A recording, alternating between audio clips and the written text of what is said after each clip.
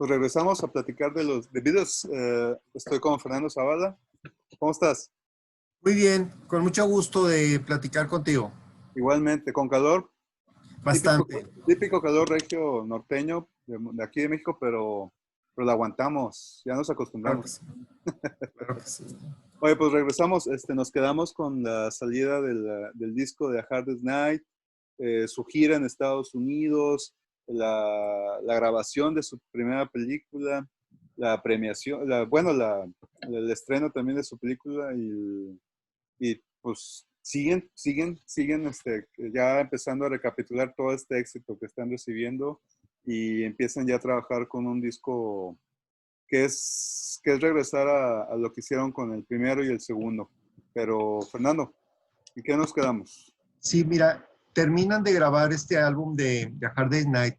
Les va muy bien, tanto con la película, el single, el álbum en sí, y se dan en esta ocasión la oportunidad de componer todos los temas. Pero las exigencias que había en esa época para los artistas eran muy grandes, o sea, te pedían al menos 2 álbums por año. Y ya habían grabado el álbum del verano, de la primavera, más bien, esto lo graban, el La Hard Day's Night empieza por ahí de febrero y lo terminan en julio, sale en agosto, e inmediatamente tienen que estar trabajando, regresar al estudio con la primera canción de su siguiente producción, que venía siendo Babies in Black. Eh, ya llegan con otro mood, llegan con otra sintonía de trabajo, no es, no llegan con 12 canciones originales, tienen que repartirse también entre giras en el Reino Unido, de presentaciones de televisión y compromisos. Entonces, el álbum que conocemos nosotros como The Beatles for Sale, que Claro. sale diciembre, en diciembre 4 de 1964, comienza sus grabaciones el 11 de agosto y el 28 de agosto, o sea, de la segunda semana de agosto a la cuarta semana de octubre, se llevan prácticamente lo que son 2 meses para grabar, pero no son 2 meses donde te encierras en el estudio Abbey Road a componer y a grabar los temas. No, O no, sea, no. básicamente son 6 sesiones. 6 encerronas que tienen, 6 ocasiones que se meten con la finalidad de grabar. Se meten el 11, el 14 de agosto, luego tienen el 29 de septiembre la tercera sesión, la cuarta el 30 de septiembre, la quinta el 18 de octubre y terminan el 26 de octubre. O sea, son en una semana, menos de una semana de tiempo práctico, es que tienen que grabar este disco. Y es que, o sea, como ya hemos comentado, esto lo hacían entre giras, pero estamos hablando de presentaciones en vivo, estamos hablando que diario tenían una presentación. Era el 19, el 18, iban día tras día teniendo presentaciones y ya sea las tardes, las mañanas, entre presentaciones, cuando estaba cerca de Londres, o se daban el día, lo iban haciendo el schedule, se organizaban con el calendario. Y para colmo, ¿cuándo componían? O sea, componían en sus días libres. Sus días libres también trabajaban. Componen en el camión, en el hotel, tras bambalinas, donde se podía. Así es. Y llegan a este disco con un puñado de temas originales. O está Babies in Black, A Reply, I'm a Loser. Luego rescatan un tema de 1960 que se llama El Follow the Sun. Ya lo traían compuesto. Luego le ponen un tema nuevo que es 8 Days a Week. Y prácticamente te quedas con 2 temas. Nada más quedaría Every Little Thing y I Don't Want to Spoil the Party. O sea, de las 14 canciones que trae el álbum, prácticamente la mitad son originales y las otras son covers. Y Sí, son eliminados. así es, regresan a este estilo que ya habían hecho en el primero y el segundo, en que muchas de las canciones ya son canciones que ya han estado, que ya se conocen. Que ellos Sí, ya son, la han practicado una y otra vez, que las han tocado en vivo, entonces no tienen ningún problema con tener algunas cuantas sesiones para grabarlas. ahí es donde las sesiones se volvían muy productivas, porque cuando se decidían a tomar un cover, a retomar una canción de las que traían en su espectáculo, eran sesiones muy rápidas, o sea, te quedaba en 2 tomas, en 5 tomas, no más. Pero cuando entras en temas como What You're Doing, se toman 3 sesiones o 2 sesiones, que era pues un poco complicado para ellos porque no daban con el arreglo deseado. En cambio, Rock and Roll Music la tocaban dormida, Mr. Moonlight la podían tocar dormidos, Everybody's Trying to Be My Baby, dormidos los cantaban, o sea, eran canciones que les ayudaron mucho para sacar adelante esta producción en el tiempo y aparte, además de las 14 canciones, graban el sencillo de I Feel Fine, She's a Woman, o I Feel Fine, que es un hitazo, o sea, también les redondea muy bien y se les queda un tema en el tintero ahí que se llama Leave My Kitten Alone, que conocimos en la antología. Sí. Anteriormente esa canción se conocía también en los discos estos subterráneos, los que les llaman piratas, los que les llaman temas inéditos o sí, bootlegs. Desde los 80 se conocía este tema de Leave My Kitten Alone, que tiene mucha fibra, está muy bien.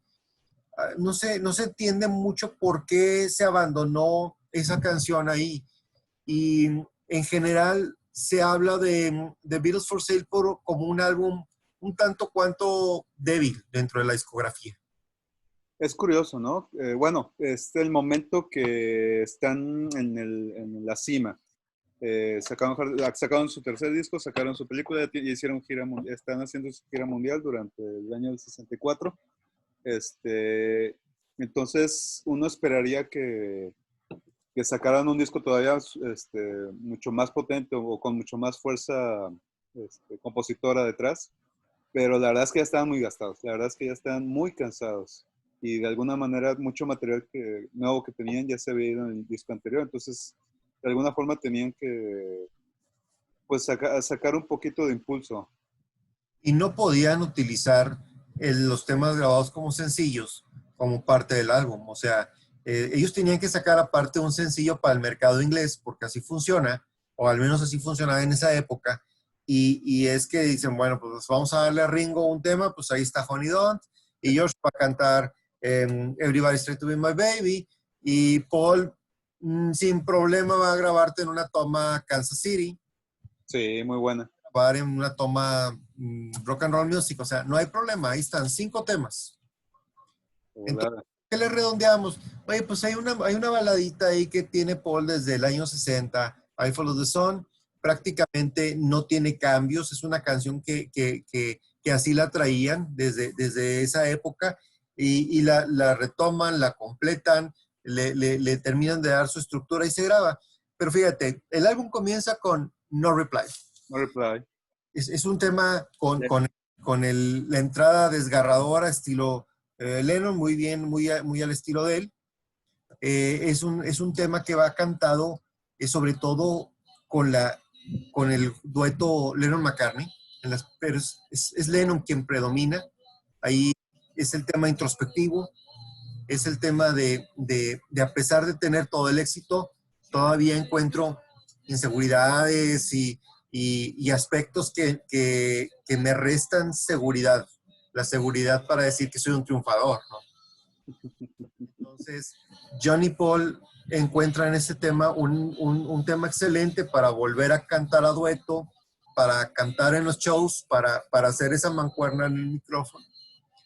Y está muy padre como esta canción va a ser muy difícil que alguien te le haga cover. Es un tema de Lennon. Es el tema que de Lennon debió haber cantado en una gira en lo individual, porque son canciones con marca registrada. Y Ajá. sí, dime. No, y aparte, pues la letra ya es muy, muy, muy negativa a comparación con las canciones de los discos pasados o los sencillos pasados. Ya. Y sumamente contrastante con el momento en el que estás viviendo. O sea, si estás en la cima del mundo, ¿cómo puedes componer un tema así? Pero es algo interesante para abrirlo, el álbum. De hecho, también el sonido del grupo es un poco más acústico. No es el rock and roll tan intenso o como Hard Day's Night, que trae un ritmo muy galopante. Esta canción es una cadencia distinta, es más lento, habla con esa melancolía, un poquito de negatividad sobre sí mismo. Se graba el 30 de septiembre del año 64. Con esta deciden abrir el álbum. Fíjate que en la antología aparece una versión... Ay, perdón, es el segundo tema, el primero No Reply. El primero No Reply. Sí. O bueno, sí es una visión muy negativa y que nos acerca mucho a Help. A Sí. esta cuestión de que ayuden o Ándale. De verse a sí mismo pintado en una pared de forma muy, muy, muy negra, muy oscura. Sí, son dos temas que podrían haber ido No Reply, I'm a Loser. en esa antología de John Lennon, o sea, de temas con el perfil de Lennon. El álbum abre con No Reply, es Sí. No Reply. No Reply es una canción muy simpática, a mí siempre se me ha hecho muy simpática porque me recuerda aquella canción de Siluetas, un tema de los años 50 o principios 60 que habla de que vas a ver una muchacha, vas a buscar una muchacha y, y te confundes de departamento, te confundes de casa o de ventana y crees que estás viendo a tu chava con otro chavo, ¿no? Entonces, ahí es parecido, o sea, lo que le pasa al intérprete con este tema es de que él está viendo a su muchacha con alguien más en su lugar. Meterse al departamento que tienen, que está ella y está otro, y luego le llama por teléfono y no le dice, y no le contestan. Entonces todo el escenario se le vuelve muy negro, ¿no? Y bueno, como Lennon, sí. Lennon nos comenta que pues era muy biográfico. Sí. Tal vez le sucedió, lo más que pudo haber pasado, que una de sus amantes pues estar con él. Claro. El otro. Y fíjate que ahí también hacen Lennon y McCartney muy buena mancuerna al cantar la primera y segunda voz. Está McCartney con la voz aguda, como siempre, poniendo un contrapeso armónico padrísimo. Esas son las cosas que no vas a encontrar en otros grupos de la época. Es difícil encontrarle a los Stones, por ejemplo, ese juego de armonías. Era Mick Jagger y obviamente los demás entraban de repente a hacerle alguna voz, pero no tenemos ese juego armónico que tienen Lennon y McCartney. Esta canción, la de No Reply, es la que se grabó el 30 de septiembre. I'm a Loser es de las primeras, se graba el día 14 de agosto. Y esta es la canción, esta de I'm a Loser es la canción con el sabor más dilanesco, por decirlo así. Así es, sí, es en este disco en el que ya por fin se siente esa influencia de Dylan, que ya era que ellos conocieron su música lo conocieron en Francia del 64, en febrero, y ahora sí ya se siente en este disco esa influencia. Era la influencia. Sí, todos lo admiraban, todos lo apreciaban mucho en esa época. Después como que hay una ruptura, yo creo que entre Lennon y Dylan, no sé, ya no se vuelven ellos a cruzar en caminos y los que se cruzan son Dylan y Harrison. Sí. Se vuelven amigos, se vuelven, Dylan como que entiende muy bien el papel de George y su filosofía acerca de ser este tercero, del tercero del cuarteto, como una especie del hijo sándwich, porque tenía sus sentimientos encontrados de ser ese sándwich, ¿no? De no poder aspirar a la preponderancia que tenían Lennon y McCartney, pero bueno, Ama Lucer es una canción que dentro de lo negativo que puede parecer, tiene una fuerza vocal también armónica muy interesante, lo mismo que Babies in Black. Ah, la que sí. Sí. Babies in Black es la primera que graban el 11 de agosto. Y me gusta mucho el trabajo que hacen Lennon y McCartney cantando. Más lucera, más estilo estadounidense e igual, una visión muy, ya no le están hablando bonito a la quinceañera, a la fanática de 15 años, sino ya están teniendo una visión un poquito más negativa sobre el amor, sobre la relación de noviazgo. Y ellos la presentaban como un vals.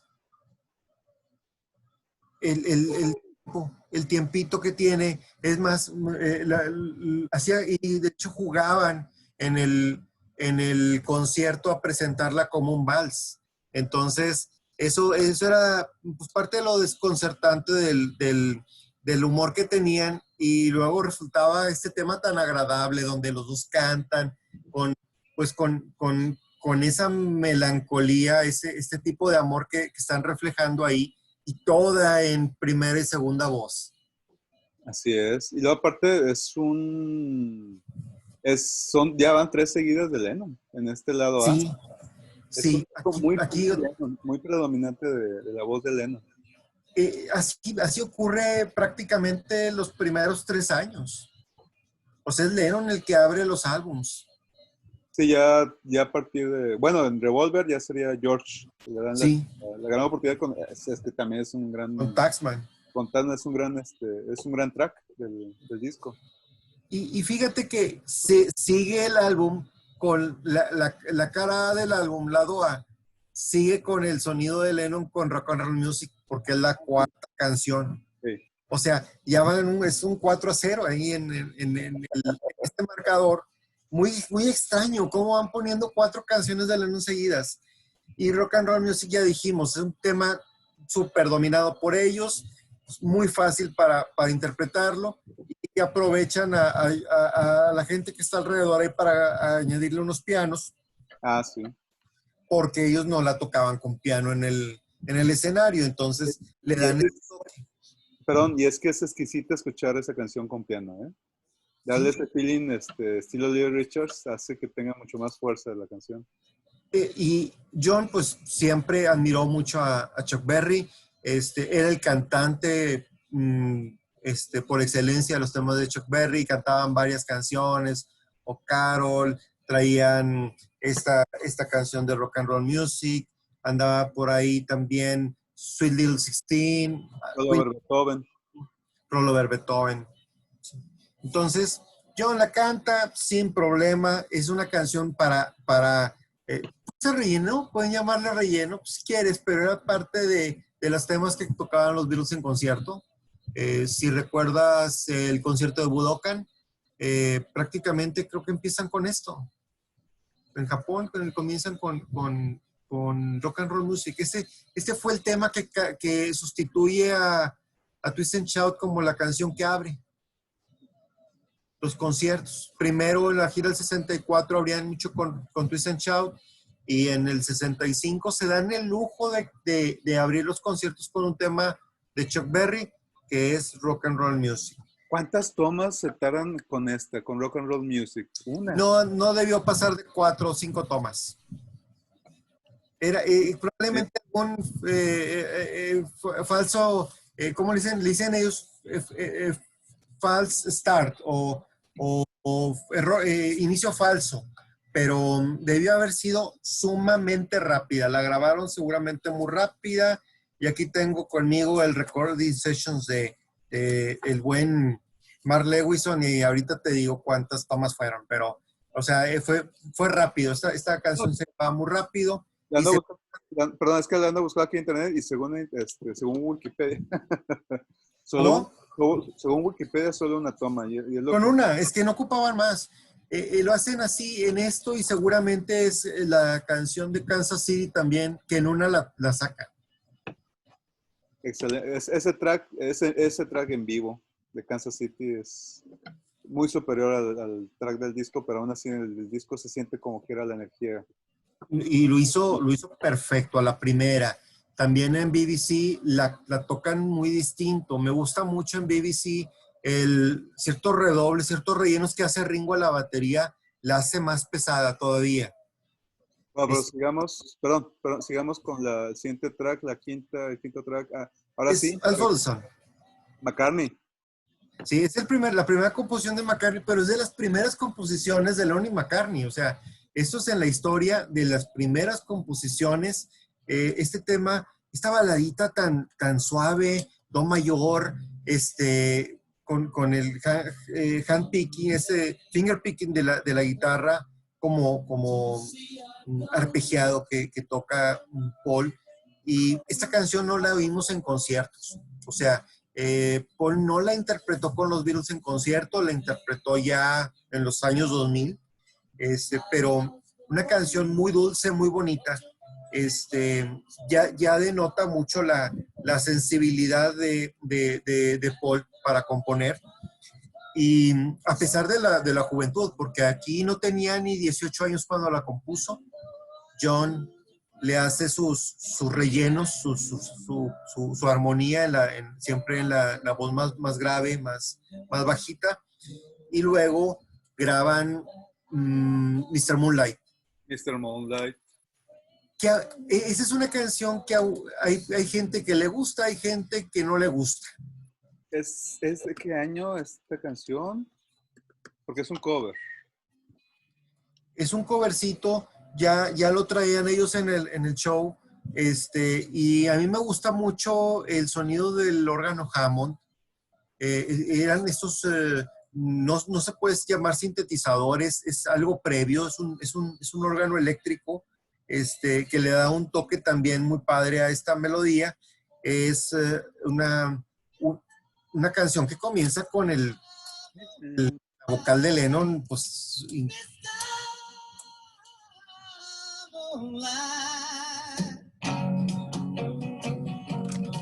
ahí es primera y segunda voz. Es un disco muy armónico. Así es. Y ahí se siente el órgano Hammond que le da algo de misterio, algo pues es una emoción distinta a la que te da el órgano Hammond en este tema.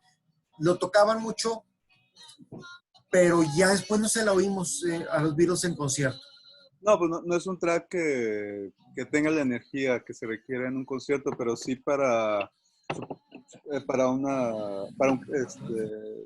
un bar, para algún show más familiar. Más íntimo, como lo que ellos tocaban en sus primeros años. Eran canciones que ellos dominaban en el trabajo de dueto. Ellos trabajaban mucho. ¿Cómo nos vamos a oír tú y yo la primera, la segunda? O George de repente entrando con la tercera, como en This Boy. Pero esta es una canción para capitalizar la voz de John. Sí, más que nada. Sí, o sea, los agudos, los graves, la voz, el canto que casi llega al grito. No, es un gran tema. O sea, lamentablemente no tenemos Leave My Kitten Alone en el álbum, pero esta canción es muy buena. Aquí fue muy exitosa. Bueno, es que también este track yo pensé que era más vieja, pero no es de 62, es reciente. Pero es gringa, es R&B, lo cual pues tiende a ser a veces un poquito más meloso en sus composiciones.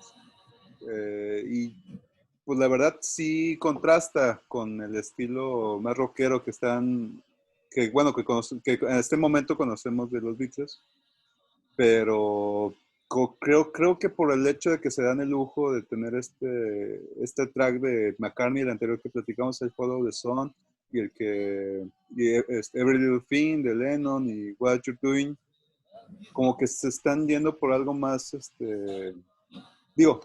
haciendo contraste, rompiendo con lo que estaban haciendo anteriormente. Pero más maduro.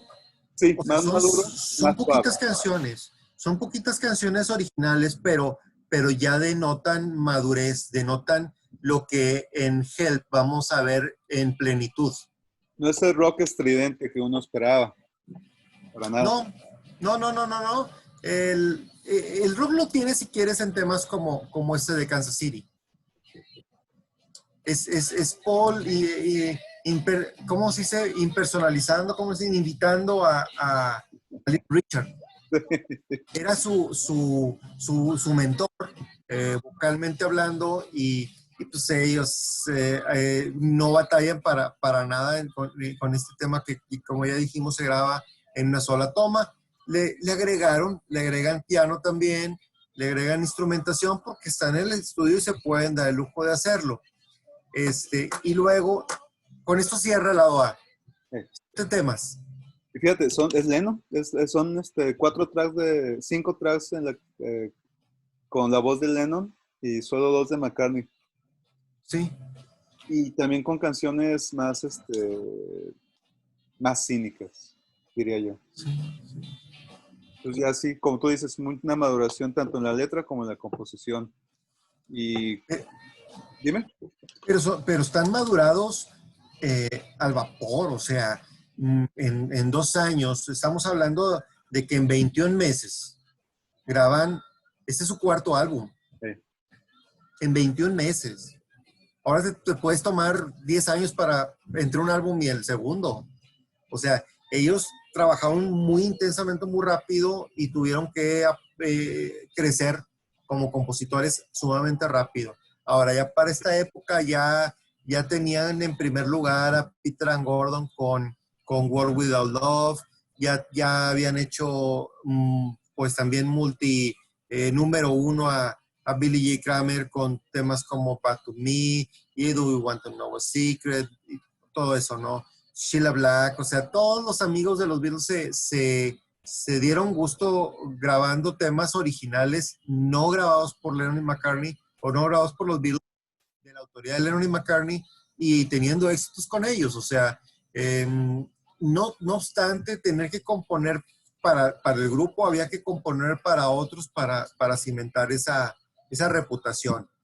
Y el lado B lo abre This Week, un tema padrísimo que a mí me gusta mucho porque nos habla de una innovación que es el inicio de un tema con fade in, o sea, empieza de la nada a lo alto. Un tema muy optimista. En otra canción de esas que comienzan con un fonema. Oh, I need your love. Sí. Oh, I need your love. Otro donde el juego armónico, el Lennon McCartney, pues está ahí. O sea, esa es la marca de los Beatles. Eso es lo que los diferencia de los demás. No, sí parece que esta canción ya la venía, ya cuando estuvieron componiendo las anteriores de Hard Day's Night y Me David, se siente como que todavía pertenece a este periodo. Es la que como que todavía no la tenían por ahí guardada y la querían arreglar y no se dejaban sacar y ya por fin se dejó, parece. Y también que es de esas canciones que tienen las frases ringuescas. Porque una semana tiene 7 días. Entonces Ringo dijo por ahí la frase de 8 days a week, creo. Y este tema se grabó en la sesión del 30 de septiembre, no se terminó. O sea, ahí está como la innovación no te rinde frutos de inmediato. La antología de los Beatles nos presenta una secuencia de cómo ellos van armando la melodía y empezaba con un o sea, era con el cambio de los acordes, pero la misma nota y era otra entrada. O sea, por ahí llegaron a la conclusión de que eso como que no les iba o no les cuadraba del todo y comenzaron con este intro que viene de 0 a 100. Luego utilizan un tema original de Buddy Holly que se llama Words of Love. ¿Por qué no cantaste un Crying, Waiting, Hoping, verdad? ¿Por qué no cantaste un Peggy Sue? Agarraron Words of Love, una canción un tanto oscura. Sí. Pero muy bonito. Es que parece Lennon y McCartney. Está muy bien, las armonías están muy bien hechas. Y es que Buddy Holly es el es uno de los maestros por excelencia de Lennon y McCartney. Sí, O sea, desafinaba. su estilo de composición influyó fuertemente el origen de la dupla de Lennon y McCartney. Y aparte, pues también inclusive en lo visual, que yo recuerdo a Lennon comentó que pues a partir de que conocía a Buddy Holly ya no le daba tanta pena. Sí le daba, pero no Ya no ya, le daba pena quitarse los lentes. o sí, dejarse los Te lentesotes. ibas te ibas a ver cool, te ibas a ver como Buddy Holly. Y Buddy Holly era un chavo muy distinto a un Elvis Presley que era pues, todo el tipo el macho rebelde sin caos, etcétera. O sea, la imagen que le dan por ahí, tipo Marlon Brando, tipo James Dean, ¿no? Sí, Este, usan el sex appeal en Elvis, pero en Buddy sí, Holly no, o sea, él está bien no, vestido, trae los lentes, peinadito muy agradable en la época, entonces sí es otro tipo de appeal que están usando con esto. es otro, es quizás un poco más dentro de lo rural que es el rock americano en esos tiempos. Digamos, es un poco más, le pega mucho, un poco más al tipo intelectual que tenían los ingleses en esa época, los que vienen siendo esa segunda oleada o tercera oleada de rockeros. Buddy Holly es un muchacho delgadito, pues con esos lentes que a veces puede ser que te quite un poco de atractivo, bastante flaquito, ¿no? Y parecía como un poco tímido. Y eso formó parte de la imagen que les ayudó en un principio, pero sobre todo es que él canta como hijo de vecino, tampoco canta con la voz de Elvis, ni de Chuck Berry, pero ni de Little Richard, o de otros contemporáneos. Es que Buddy Holly es un compositor, es un cantautor, y tiene un grupito, un trío atrás, con lo que hacían cuarteto, y eso es como una versión eh, anterior o primitiva de los Beatles. Y Es aparte, un grupo de guitarra, dos guitarras, bajo y batería. y aparte, Entonces, sí, este tema creo que vale mucho, resalta mucho por eso, porque casi parece una canción de Lennon y McCartney. así es, sí, sí parece bastante Lennon McCartney y aparte tiene ese feeling americano country que también les gustaba mucho, nada más era el blues y rock and roll. Y pues es como que un puente para la que sigue de Ringo Starr, Honey Don't. Sí, Honey Don't. Honey Don't es un tema de Carl Perkins y en realidad los que cantaban este tema era John. John cantaba Honey Don't. Era el tema que se le daba a John muy fácil. George también la pudo haber cantado, pero en realidad el que la cantaba era John. Y escucha la antología Los Beatles volumen 1, ahí viene John cantando este tema. Pero si no, es que si no, ¿qué le damos a Ringo? Había que darle algo a Ringo. Pobre Ringo. Y le queda muy padre, porque Ringo es muy aficionado al country western. Sí. Y le dan a esta canción, que es de rockabilly, un toquecito de country western muy padre. Ringo la adapta muy bien con su voz, que no es de un rango muy, muy amplio. Él le da su estilo. George Harrison hace gala de una ejecución magistral de la guitarra Gretsch, que era la que usaba en esa época, muy similar al estilo de Chet Atkins. Entonces, muy ad hoc al rockabilly, al country western que quieren aquí implementar. Y el tema, luego se lo vimos en el año 85, en aquel homenaje que le hacen a Carl Perkins, sus amigos, donde están George Harrison y Ringo Starr, cantan esta canción. No, es que Carl Perkins es de esas leyendas, es una leyenda del rock and roll, es el creador de este estilo, que Sí, también Elvis también le va a tomar un poquito también a Carl le Perkins. tomo mucho. Blue Suede Shoes Bueno, es de Carl Perkins. así es, y ese Sí, es uno de los grandes temas de la carrera de Elvis, y que le dan ese feeling al rock and sí, roll. sí, y Carl Perkins era excelente guitarrista, fue muy prolífico, compuso hasta el último momento. Él falleció por ahí del año 2000 y George Harrison lo quería mucho, todos lo querían mucho. Era de esas personas muy queridas en el rock. Paul McCartney le hizo un homenaje en video. George Harrison junto con Eric Clapton y Dave Edmunds le hacen otro homenaje. En su funeral se presenta George Harrison, yo creo que es la última presentación pública que tiene él canta en el funeral de Carl Perkins, esa canción de Your True Love, que también fue uno de los grandes éxitos de él. Entonces, pues, creo que estuvo Carl Perkins en las sesiones en Abbey Road, viendo las grabaciones de estos temas, porque son dos. Es Everybody Be My Baby y Honey Don't.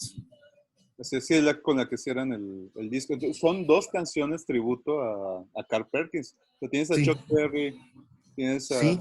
este gran tema de Kansas City y pues a Buddy de Little Richard. Sí, de Little Richard. Y pues, y Buddy Holly, o sea, sí, es un tributo. Y es Eso. Ajá. Sí. Lo que quiero decir es que el público afroamericano, al estar escuchando sus versiones, al estar escuchando su música en radios, en programas de blancos y en discos y en ventas de discos de blancos, pues les gustaba, les llamaba la atención y lo consideran algo que expandía su cultura a los blancos, a los racistas, bueno, a mayor audiencia, más que nada. Sí, hay una mayor audiencia en esta cultura segregada o segregativa que tiene Estados Unidos y que en esa época estaba muy marcado. Los Beatles no veían razas para eso. Así es, y en ese momento, pues, esta comunidad afroamericana sí lo abrazaba, no lo consideraban como ahorita se podría considerar como apropiación de otra cultura, sino que abrazaban el hecho que ellos también disfrutaban esa música y también querían expandirla. Y los Stones, la misma cosa, o sea, el músico británico ven en la música de origen de afroamericano una riqueza, un tesoro musical que fortaleció mucho la oleada inglesa, la ola inglesa de mediados de los 60 y se le restablece su lugar a estos pioneros, como tú lo mencionas, y representa para ellos una revitalización de sus propias carreras, porque ahora que todo el mundo andaba peinado así para abajo, como trapeador, ¿no? Como mop top que le dicen, ahora que todo eran grupos de 4 o 5, y ¿dónde quedan Chuck Berry? ¿Dónde queda Little Richard? Y todos los pioneros. Bueno, todos ellos quedan muy bien parados en Europa, o sea, todas estas interpretaciones les revierte a los pioneros con contratos de giras muy exitosas por toda Europa. Les va muy bien a todos ellos. Sí, hay giras de todos estos artistas en Francia, sí. En Inglaterra, en Italia, en Alemania. Todo lo que es Europa para Chuck Berry, Little Richard, estaba también pues Carl Perkins y los que quedaban como Fats Domino, Bill Haley, que en esa época vivía en México. Todos ellos les fue muy bien por el revival que le dieron los Beatles. Luego tenemos el tema, fíjate, ese de Honey Don't fue de las últimas en grabarse, del 26 de octubre. Luego Every Little Thing del 29 de septiembre y I Don't Want to Spoil the Party del 29 de septiembre. Spoil the Party, ¿qué más podemos decir? O sea, es un tema de lo que ya hablamos, de ese reconocimiento de los pioneros, interpretado por George Harrison. Lo hace en una toma excelso, le pusieron un efecto ahí a la voz para que se oyera como mayor eco. Pero quisiera dedicarle un poquito más de tiempo a Every Little Thing. Sí, muy bella melodía, Every Little Thing. Sube. Muy bonita. Sube bastante. Menospreciada. Sí. Porque pues no se utilizó como sencillo, porque no se interpretó en los conciertos. Pues está en medio del lado B. Sí. Y a pesar de que era de las pocas canciones originales de los Beatles, pues pudiera pasar como desapercibida, pero no es así. El grupo Yes, es que el grupo tan fundamental dentro de lo que es el rock progresivo, la interpreta en su primer álbum. Hace una canción hermosa de Every Little Thing en su primer álbum. No me acordaba de ese detalle. Hay que oírla, es que tienes que oírla porque estos grupos que es una cuarta oleada, ya la tercera son los Beatles y compañía, pero ya a finales de los 60 vienen grupos como este de Yes, Deep Purple, que son un poco más jovencitos. Ellos eran grandes fans de los Beatles, pero traen otro background musical.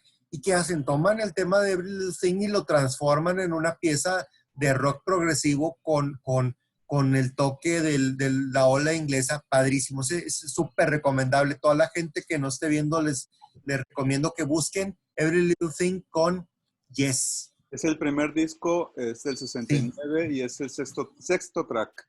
Ya lo encontré. Es una versión épica y hay que oírla, se la recomiendo mucho. Y aparte, ¿sí? perdón, es que también la letra de la canción es más suave, es otra vez este estilo música, es este estilo de letra Romántico. Romántico, pensando en la fan, más que nada. Y pensando en la enamorada, o sea, donde cada pequeño detalle que hace ella me hace feliz, cada cosita que me dice, cada detalle que me pone, todo lo que ella hace me hace muy feliz. O sea, es una canción, esa es una canción de Lennon McCartney que pudo haber venido prácticamente en el disco 1, en el disco 2. Así y aparte, pues este manejo de la armonía se siente muy agradable. No, para mí sí destaca bastante del disco. No, de hecho, no la siento como parte del disco. Yo, sinceramente, sí la siento que pudo haber sido fácilmente un sencillo o quitarla y manejarla para dársela a alguna cantante pop y que le fuera un éxito tremendo. Me gusta mucho. A mí también. Es una melodía muy agradable y te das cuenta como lo hizo Yes, unos años después, la puedes tomar y hacer con ella un arreglo muy distinto, pero mantenerle la candidez, la inocencia de lo que es esa melodía o el romanticismo de esa melodía. Es un gran tema, muy menospreciado. Y esa melodía funciona muy bien con la letra, aunque la letra es muy cliché. Con Sí. esta melodía refuerza lo bien que suena en lugar de que suene mal. Porque parecía algo muy bonito, utilizas un énfasis, every little, ¿cómo se dice? Every little thing she does, o sea, She does for me. sí, o sea, lo dice prácticamente gritándolo, o sea, eleva la voz, Sí. alza la voz para decir, es que cada cosita que ella hace me hace feliz. Si lo hubiera cantado suave, probablemente no hubiera tenido el impacto. Tenía que gritarlo, tenía que alzar la voz para resaltar, para quitarle la parte melosa y llevarla a un nivel distinto. No, pues para mí es lo extraño de este disco, que al principio es demasiado negativo y luego te vas al lado 2 y cambia completamente, específicamente con este tema, el sentido, el feeling del disco en general. Y Days a Week también. Sí, Trae otro ritmo, trae otra, sí, trae otra velocidad, te le renueva la velocidad al disco. Si venía cerrando con Kansas City muy bien, abre muy padre del 0 al 100 con A Days a Week. Aunque lo rompe el feeling con Don't Spoil the Party. Sí, y I Don't Want to Spoil the Party es otra canción que trae el cinismo de Lennon. sabe ponerle, ¿no? Y nos deja una canción que es otra canción difícil de hacerle cover. Sí. No es fácil hacerle cover a algo que aparentemente tiene agridulces, como estos temas de I'm a Loser, de I Don't Want to Spoil the Party. No, pues tendrías que darle más fuerza en la guitarra, darle un buen blues. Un Eric Clapton tal vez lo hubiera dominado muy bien. Sí, y a mí me gusta. I Don't Want to Spoil the Party. Eso es un tema que pudo haber entrado, por decir, en A Hard Day's Night. O sea, dentro del sonido que los Beatles manejaban en el 64, se te puede perder de repente en qué álbum viene.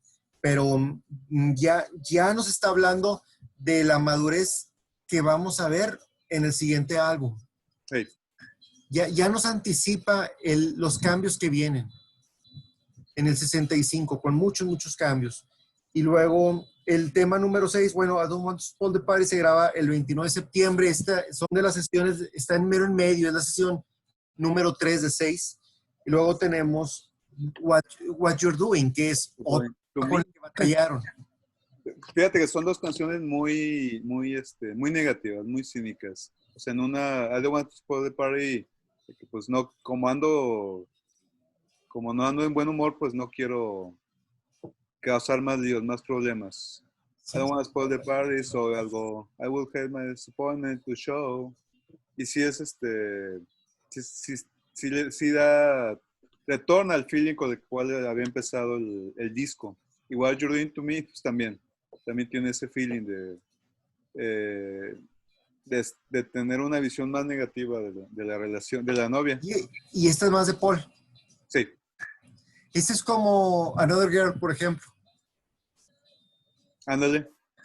Pero bueno, en Another Girl tiene un ritmo mucho más, más popero, más sí, agradable. En este no, toman un ritmo un poco distinto también.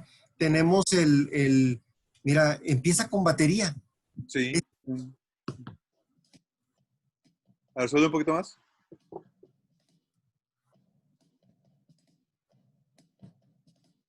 Un poquito más, que se nos oye.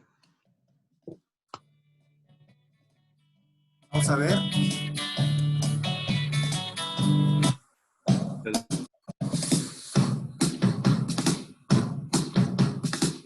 Bien, sí, es otro inicio que no se acostumbró. Un inicio bien raro, con solo. ¿Sí? Casi nunca empezaban los videos con un solo. No, pues se nota que estaban buscando qué darle a esta canción. La sentían muy sola, la sentían muy débil. Sí, y Paul agarra una voz entre los McCartney Little Richard.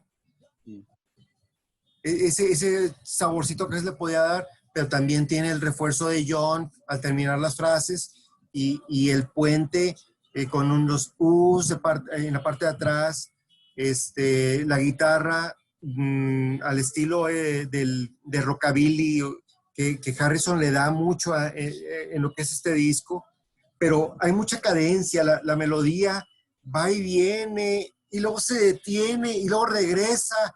O sea, está muy interesante. Do What You're Doing o What You're Doing no es una canción para conciertos. Nunca se la oímos a Paul cantándola en vivo. Está curioso. Es la que sobraba, se me hace. Aparte por la posición del disco, es la sexta del lado B, ya es la penúltima.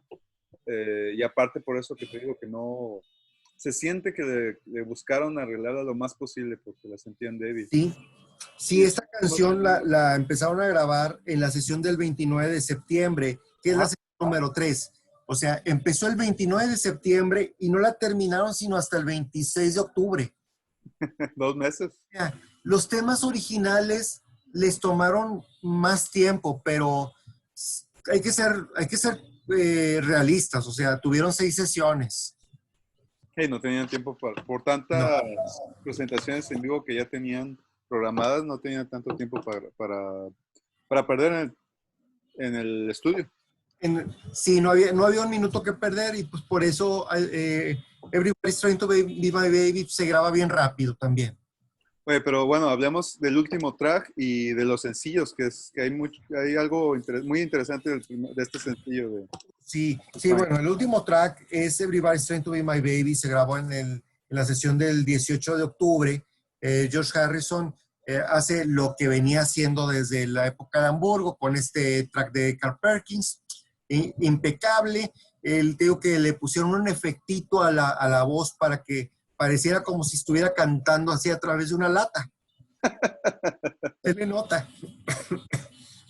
Qué curioso. Entonces, sí, el solo es magistral. O sea, yo creo que, no recuerdo bien si en esa sesión ahí es donde está Carl Perkins presente. Debieron haber hecho un dueto con él, porque es un rock and roll que le queda muy bien a George. Y pues es una forma de cerrar este tributo a los orígenes de los Beatles. Pudo haber sido, esto se puede haber llamado Raíces, Orígenes, algo así, porque trae temas como All Follow the Sun, que viene del 60, que está hecho en la época en la que ellos oían todavía mucho a Buddy Holly, que trae todas sus canciones de rock and roll. Entonces, pudo haberse llamado Orígenes o Raíces o algo así. Y porque es la última vez, o sea, a partir de aquí ya los discos serán enteramente de sus composiciones y es para arriba, no es para retornar, es para evolucionar la música, de la cual ya hablaremos después. Sí, no hay vuelta atrás. Vuelta atrás, aquí graban 2 temas durante las sesiones que no son para el álbum. Es I Feel Fine con She's a Woman. O sea, lo que es el single. El single es I Feel Fine, She's a Woman. El I Feel Fine viene del 18 de octubre y She's a Woman del 8 de octubre. Pero en I Feel Fine tienes esta innovación también, innovadores como en el crescendo ese de Days a Week. Tenemos la innovación del feedback, de la retroalimentación electrónica, de pegar tu guitarra, las pastillas de tu guitarra al amplificador y hacer esta retroalimentación. Sí, ese sonido que hacen la guitarra y siempre que te agarras una guitarra y ya estás aprendiendo y con tus primeros acordes, las primeras cosas que haces es pegar a la bocina para jugar con eso. Y apareció por error, les gustó el sonido y dijeron, pues vamos a intentarlo de nuevo y de esa forma ellos comenzaban esta canción de I Feel Fine, que también tiene su origen en un tema reciente de un cantante de color que creo que se llama Gary Josh Bond, ahorita no recuerdo bien el nombre de él, que compone algo muy parecido a este tema. Y lo destacado del tema es de que ahora es una canción muy positiva con la vocal principal de John. Así es, qué curioso, ¿no? Sí. Porque contrasta con la primera parte del disco y la última parte del disco. Y contrasta con el siguiente sencillo que va a ser el de Help. Ah, bueno, también. El siguiente disco, así es. Sí. Y She's a Woman es un rocker de primer nivel, o sea, es de las mayores contribuciones que hace Paul McCartney al rock con un tema de rock como este. She's a Woman, que también es como Every Little Thing, o sea, hablar de todo lo bueno que ella es para mí. Es una mujer que me entiende, todo lo que tú quieras, o sea, utiliza un ritmo rockero, una canción con una voz desgarradora que puede llegar a ser McCartney para hablar de un amor romántico, ¿verdad? Muy al estilo a esta canción de Ray Charles, I Got a Woman. Exactamente. Muy por allá. Sí. Y tienes también que, curiosamente, este single prácticamente es un sencillo con doble lado A, o sea, las 2 canciones son igualmente potentes, ¿no? Creo que por esa razón tienen que estar en las recopilaciones, porque son sumamente fuertes ambos temas, y ambos temas se van de gira. O sea, no metieron gran cosa de Beatles for Sale, de las originales cantan No Reply, I'm a Loser, y nada más, párale de contar, porque todo lo demás se queda en el álbum. Órale, no tocan en vivo. No, solamente, bueno, cantan obviamente Rock and Roll Music, Babies in Black también, o sea, son las 3. No Reply, I'm a Loser, Babies in Black, Rock and Roll Music. Kansas City también se va de gira. Everybody's Trying to Be My Baby, pero son los covers. Honey Don't. Esos son las que se van de gira. Y originales solo 3. Entonces rellenan con I Feel Fine and She's a Woman. Y aparte, I Feel Fine, pues tiene este requinteo de Lennon muy pegadizo. Pues, Sí. y que pues lleva toda la canción, básicamente la canción es ese requinteo. Es un punteadito que hace con la guitarra, eso es lo que no le es del todo original. O sea, lo original es que lo interpretó a su manera para no caer en el plagio. Pero hay unas notitas ahí que ya se habían oído en otro tema que se llama Quarter to Three. Sí. Entonces, eso pues, es válido, o sea, no se repiten las notas, pero con Lennon cantando o los Beatles ahí, pues se hace muy grande, se hizo muy grande el éxito y pues también se le da reconocimiento al originador de esto, ¿no? Y en She's a Woman, pues ya estás viendo el sonido de los Beatles que malamente en Estados Unidos le pusieron Beatles 65. Qué curioso, ¿eh? Fíjate que no hablamos de la portada de la Hardest Night, pero pues creo que es a partir del Help, o no, es a partir de... ¿Cuándo ya se empiezan las portadas ya empiezan a hacerse iguales? Porque todavía en este momento tienen diferentes fotos en Australia. Hasta Sgt. Peppers. Estados Unidos. ¿Hasta cuál? Hasta Sgt. Peppers. De Sgt. Peppers. Ahí es cuando se homologa todo. Incluso el disco americano es diferente al inglés en ciertas cosas, pero fíjate, en Estados Unidos, bueno, esto sale al mercado el 4 de diciembre del 64. Para Navidad. Era en verano y para Navidad el regalo de cumpleaños, el disco de los Beatles. El disco de la venta navideña. Y en Estados Unidos sale como una semana después. Como por ahí del 14 de diciembre sale en Estados Unidos, pero sale con el título de Beatles 65. 65. Y creo que es la portada de los paraguas. Es la portada, a ver, déjame. Sí, es la portada de los paraguas. Qué curioso. Y es ándale, es cierto. Esa portada salió en México, se usó en México para un álbum que se llamaba Volumen 2. O sea, cuando Capitol entró a México en el año 65, utilizó el Volumen 2 que había sacado Mozart y le puso la portada del Beatles 65, pero se llama Volumen 2. Sin embargo, en México, el Beatles for Sale se llamó Beatles for Sale Volumen 5. O volumen 4, volumen 5. Sí, es el volumen 5. O sea, México respetó básicamente al álbum inglés. Sí. No se fue por el lado americano, porque el Beatles for Sale salió en México en el 64, principio del 65, bajo el sello de Mozart. Era otro sello. En México no existía Capitol. Entonces, la Discos Mozart era la que editaba los discos de los Beatles y le puso la misma portada del álbum inglés, pero le ponía dentro de una de las letras, le ponía un 5, porque en México iban numerando los volúmenes. Pues, inclusive... En Estados Unidos, ¿sí? En Estados Unidos le pusieron Beatles 65, aunque salió en el 64, pero efectivamente son las canciones que iban a tocar en la gira del 65. Y aparte, pues era diciembre, prácticamente ya era el 65. Y ya querían que se acabara el año también. Yo creo que sí. Pero esto es el álbum Beatles for Sale, es esta portada donde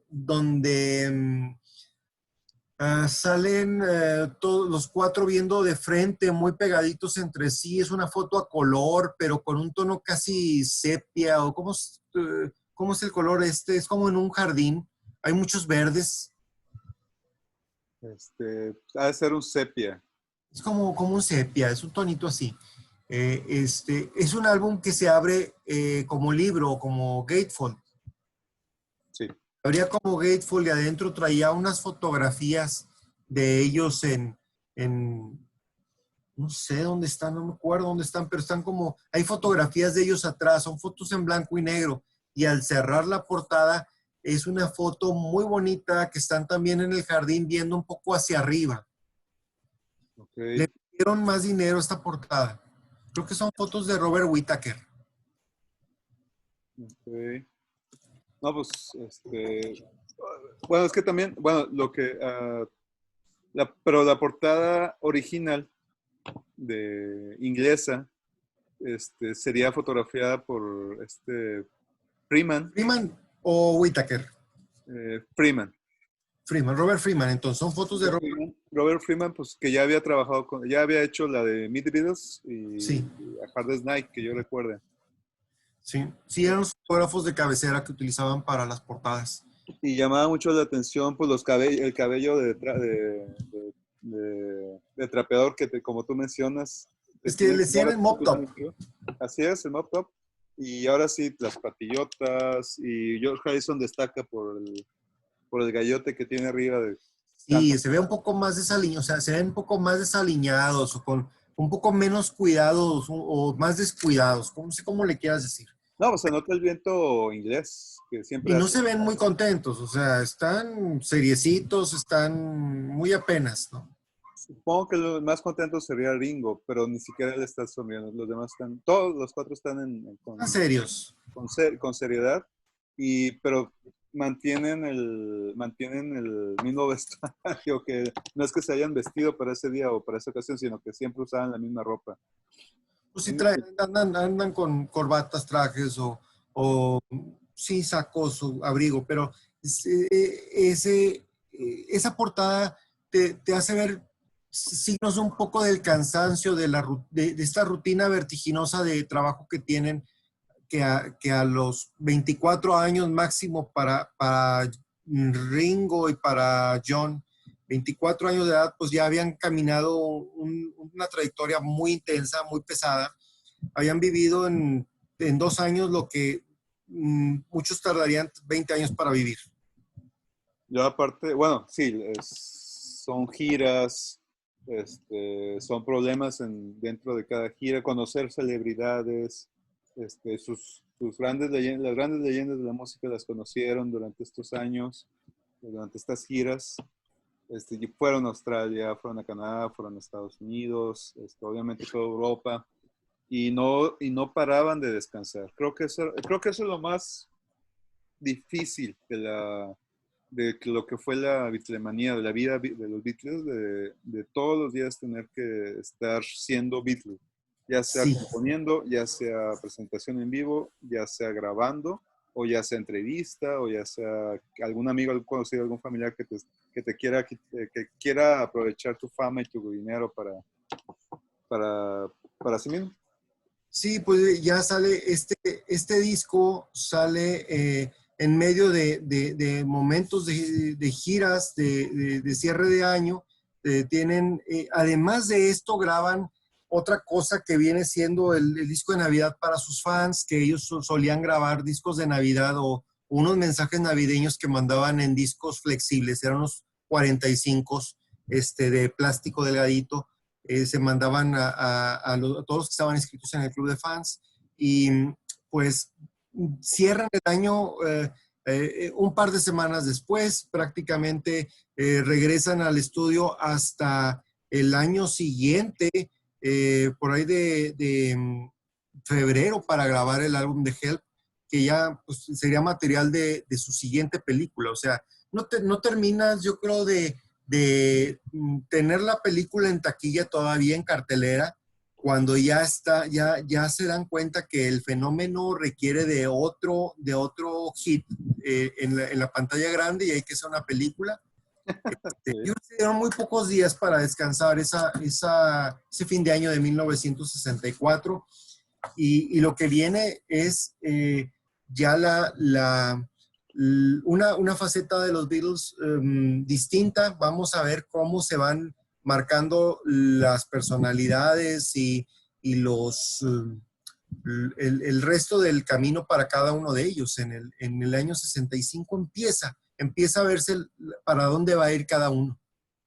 Y aparte, ya no están solos, ya están los Rolling Stones, ya está Dem, ya empieza a aparecer, ya más bien ya está bien presente la invasión británica. Y Sí. no nada más son ellos, ya es todo un movimiento cultural. El siguiente año será pues el empezar a discutir si les dan las medallas para ¿cómo le llamaban? Sí, como miembros del Imperio Británico, la Así condecoración. es, la decoración de convertirlos señores, parte del Imperio Británico. Entonces, ya después platicaremos de eso, de cómo pues, ya le va bien económicamente a Inglaterra, le va bien culturalmente hablando, le va bien artísticamente, política, etcétera. Y este es el momento en el que pues están capitalizando todo este éxito y con un disco, pero a ver, es lo que falta. Yo lo consideraría mediano en comparación Estándar, con A Hard Night, en comparación con Help, en comparación de Revolver. ¿Tú cómo lo considerarías, Fernando? le puedes poner un 4 estrellas. Un 4 de 5. ¿10, de 8 o de 5? No, de 5, de 5. Está bien. Es No, como un 4. porque digo, por esa situación de que es considerado el más débil en general de los 14 discos. Sí, siendo muy frío puedes considerarlo como el más débil, pero toma en cuenta, son 6 sesiones. Son 6 Sí, no. sesiones de grabación, nada más. Es muy poquito. O sea, hicieron una maravilla con 6 momentos en el estudio. Así es.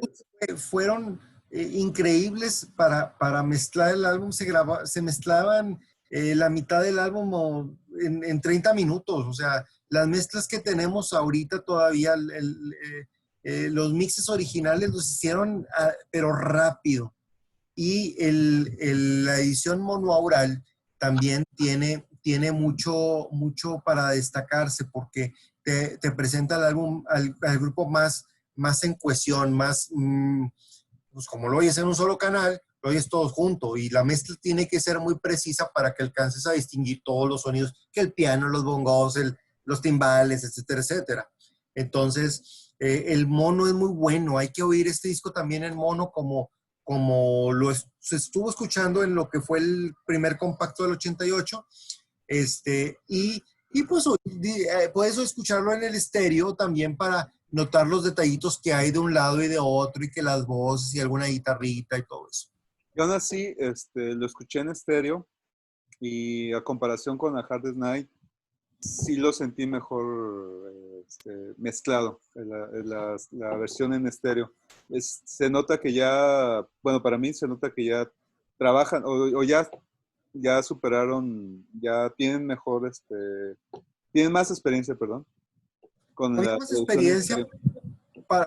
para la mezcla, sí, ya se empieza a considerar que el rock puede ser material de estereofonía. En un principio se veía eso nada más para el jazz, para lo clásico, para esos géneros. El pop todavía era algo para la amplitud modulada, para la AM que salía en mono, para escucharse en radios de una sola bocina, no era común el tener 2 bocinas aquí, eso no se usaba.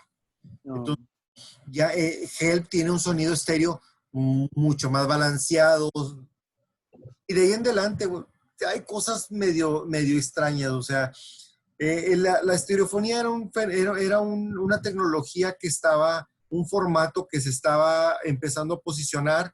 El mono todavía es el estándar. Yo veo que los Beatles fueron un grupo pues que grabó pensando en monoaural. Sí, hasta, bueno, ya pasando Sargento Pimienta, todavía Sí, tenemos en mono el y Sgt. Pepper mono, el Magical Mystery Tour mono, el álbum blanco en mono es otra cosa. Suena completamente diferente. sí, Incluso hay un Yellow Submarine mono. Ese no lo he escuchado. Faltaría para mí escuchar ese. Sí, el Cielo Submarino sale en mono y creo que por ahí Brasil sacó ediciones monoaurales de Abbey Road y Let It Be. Ándale. Pero bueno, ya después hablaremos de esas. Sí. ¿Algún último comentario, Fernando, sobre Beatles for Sale? Es el disco de las raíces, es el disco del inicio de la maduración de los Beatles como compositores. Es un disco que puede parecernos algo menospreciado dentro de la discografía, pero cuando lo vemos desde esta perspectiva de que se dieron el tiempo para honrar a sus pioneros y rescatar algunas canciones originales, es muy valioso. Y bueno, aparte, sí, como tú dices, se siente esta madurez. Y aunque sí es un disco que no está en las grandes listas de los mejores discos de los 60, es un gran disco del rock and roll en general, la verdad. Y hay funciona muy bien y tiene un mejor sonido. Y estas I Follow the Sun, el cover de Buddy Holly también suena excelentes. Y las interpretaciones de Lennon y McCartney al por mayor, ¿eh? Sí, para muchos fans, para fans de primera generación, para la gente que creció con ellos, estos discos anteriores a Robert Soul, incluyendo Robert Soul, marcan una época de los Beatles mop tops, o sea, de los Beatles con este estilo Beatles que se empieza a romper en Revolver y hacia adelante. Es la época Beatle un poquito más limpia, de imagen más limpia, que también no se mencionaba por ningún lado el tema de las sustancias, ni de las adicciones, ni nada de eso. No, ya es un disco, eso no lo comentamos, pero ya es un disco en el que ya existe la presencia. Sí, sí la hay, sí está la experimentación, pero no es algo que ellos lo manifiestan o se haya descubierto en esa época. O sea, eso se habló después, que en esa época ocurrió. Pero a la luz de la gente que vivió esa primera etapa, lo consideran como la etapa un poco más limpia. Sí. Y mucha gente está muy casada con esta etapa, de manera que puedes poner, o puede ser que te pongan un Beatles for Sale por encima de un Let It Be. Ah, bueno, sí. Sí, porque luego dicen, ya lo relacionan con otra cosa. Así es. No, pues básicamente por la nostalgia. Y Sí. igualmente yo, por ejemplo, que ya los escuché pues ya tarde, para mí el favorito ahorita es Hell. Y está ahí en medio de la discografía, pero es por la nostalgia porque es el que yo escuché primero completo cuando era niño. Pues para mí ese es el primer disco de los Beatles. Pero muy bien, bueno, y ojalá que las personas que nos estén viendo, pues escuchen esa versión de Every Little Thing con Yes. Se la recomiendo mucho. Sí, está en la lista. Y pues muchas gracias, Fernando. Y ahora, ya la que sigue hablaremos de mi disco favorito, Help. La que sigue vas a hablar más tú, porque es tu disco favorito. Muchas gracias, Edgar, por invitarme. Me dio mucho gusto saludarte. A mí me encanta platicar contigo y más si es algo que nos gusta a los dos. Claro que sí. Pues bueno, muchas gracias por acompañarnos. Aquí seguirá Help. Y nos vemos la próxima.